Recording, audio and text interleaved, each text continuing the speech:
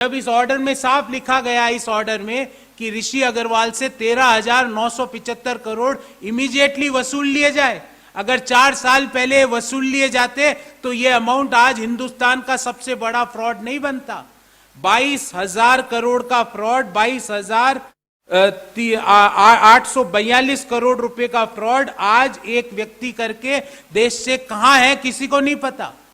हम पुनः पूछना चाहते हैं कि ऋषि अग्रवाल किस देश का नागरिक है, वो दुनिया के किस कोने में है।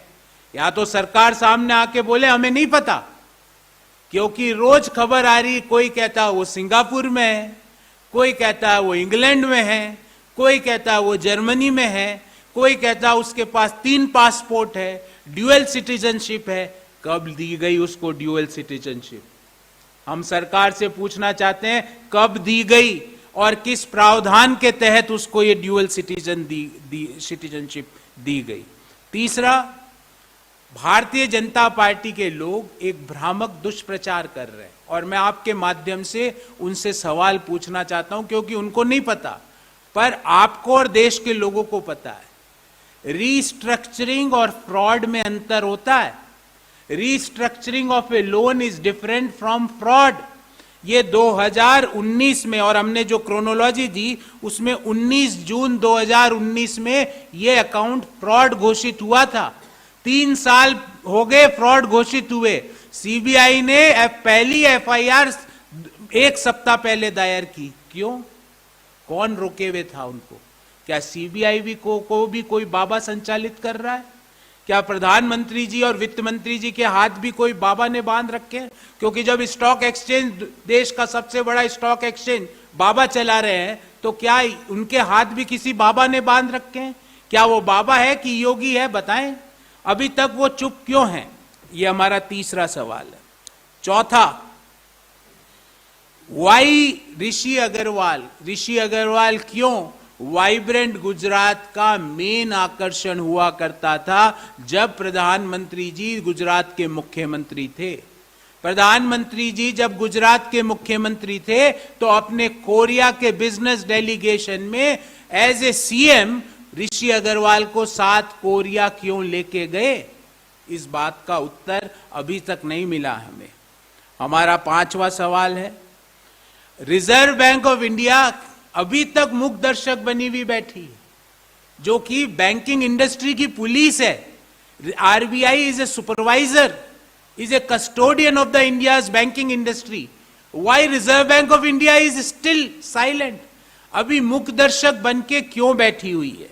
नंबर 6 सवाल, 4 साल पहले जब कांग्रेस ने 2018 में इस फ्रॉड के बारे में सरकार को चेताया था, 4 साल क्यों गवाए? क्यों 22,842 करोड़ रुपया हिंदुस्तान के टैक्स पेयर्स का पैसा लेके एक व्यक्ति भाग गया, जिसका अभी तक सरकार खुलासा भी नहीं कर रही कि वो कहां पर है, किस देश में है, कौन कौन से देश के पासपोर्ट और सिटीजनशिप उस व्यक्ति के पास है, इसके बारे में अभी तक खुलासा नहीं हुआ। हमारा 7वां सवाल है कि जब स्टेट बैंक ऑफ इंडिया ने सीबीआई को एफआईआर लिखने के लिए पत्र, और पहला पत्र सीबीआई को एफआईआर के लिए एसबीआई ने दिया था 8 नवंबर 2019, दूसरा पत्र दिया 25 अगस्त 2020। क्यों सीबीआई 3 साल तक, क्या उसको भी कोई बाबा संचालित कर रहा था? क्या उसको एफआईआर और इसकी जांच करने के लिए आगे बढ़ने से कौन रोक रहा था? यह हमारा 7वां प्रश्न है। हमारा लास्ट अंतिम प्रश्न ये है कि भारत की सरकार की कॉम्प्लिसिटी, कॉल्यूजन एंड कनाइवेंस के कारण आज देश में धोखेबाजों की इतनी हिम्मत बढ़ रही है कि वो देश का पैसा लेके चंपत हो जाते हैं। भारत की सरकार मूकदर्शक बनी हुई बैठी रहती है।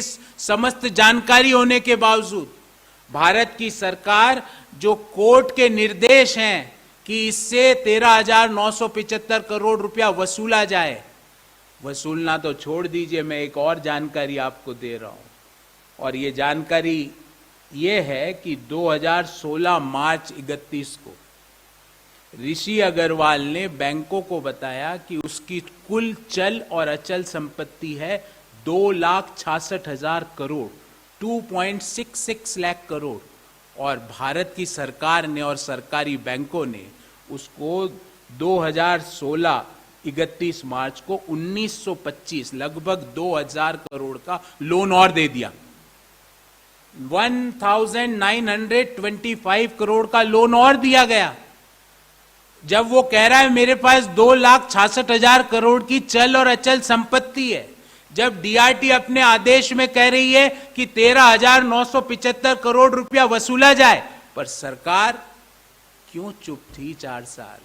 क्यों देश के लोगों का, करदाताओं का पैसा, क्या हम लोग, आप लोग समय पर कर, समय पर जीएसटी, समय पर इनकम टैक्स इसलिए जमा कराते हैं कि हमारा पैसा लेके कोई आदमी देश से चंपत हो जाए, और उसका पता भी सरकार नहीं बता रही, वो कहां पर है वो भी नहीं बता रही। वो गुजरात में, वाइब्रेंट गुजरात में मोदी जी के साथ क्यों खड़ा रहता था उसका कारण भी नहीं बता रही। मोदी जी के साथ, मुख्यमंत्री रहते हुए मोदी जी के साथ वो कोरिया के बिजनेस डेलीगेशन में क्यों गया वो भी नहीं बता रही। इस न्यायालय के आदेश की पूर्ति क्यों नहीं हुई ये भी नहीं बता रही। प्रधानमंत्री जी और वित्त मंत्री जी ने कंप्लीट मौन व्रत इस पूरे इश्यू पर धारण कर रखा है, और बार बार इश्यू को क्या उठा रहे हैं? रीस्ट्रक्चरिंग तो प्रपोजल का होता ही एक कॉमन प्रैक्टिस है, आज भी हो रहा है, पर रीस्ट्रक्चरिंग हुई 2014 के पहले, पर फ्रॉड तो 2019 में घोषित हुआ। आप क्या कर रहे थे उसके बाद? रीस्ट्रक्चरिंग तो एक कॉमन फिनोमिना है, बिजनेस के लोन प्रपोजल्स का होता है। जो लोन प्रपोजल्स बैंकों को लगते हैं कि ये टाइम बीइंग इनमें प्रॉब्लम है, आगे जाके ये रेगुलराइज हो जाते हैं, हो जाएंगे, इसकी संभावना अगर बैंकों को लगती है तो रीस्ट्रक्चरिंग हो जाती है। पर जब फ्रॉड घोषित हो गया 2019 में, तो भी आप 3 साल तक मुख्य दर्शक बन के बैठे रहे। State bank of India CBI को एफआईआर के लिए बोलता रहा, तो भी सीबीआई मुख्य दर्शक बन के बैठी रही। डीआरटी कह रही है इससे वसूल लो, और इसके पास पैसा ना हो तो इसकी चल और अचल संपत्ति बेच के अपना पैसा वसूल लो, तो भी भारत की सरकार मुख्य दर्शक बन के बैठी रही। मोदी जी, ऋषि अग्रवाल के साथ आपका ऐसा क्या रिश्ता है?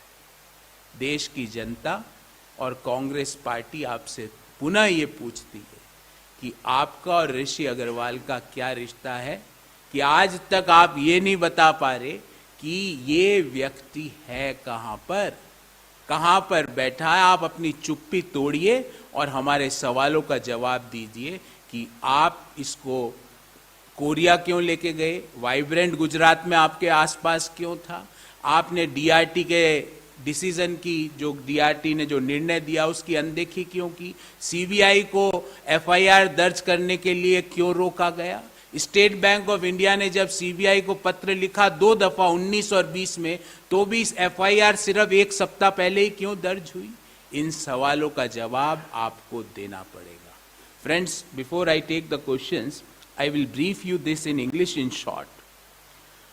Loot and escape and ease of committing fraud is Modi ji's flagship scheme for the fraudsters.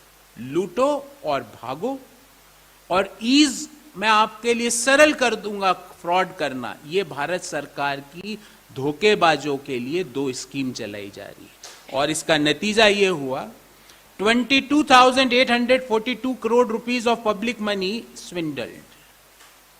When DRT Ahmedabad had ordered for recovery of 13,975 crore from ABG in 2018, why it was not done for last 4 years? And I am sharing with you the Ahmedabad DRT's papers, the date of this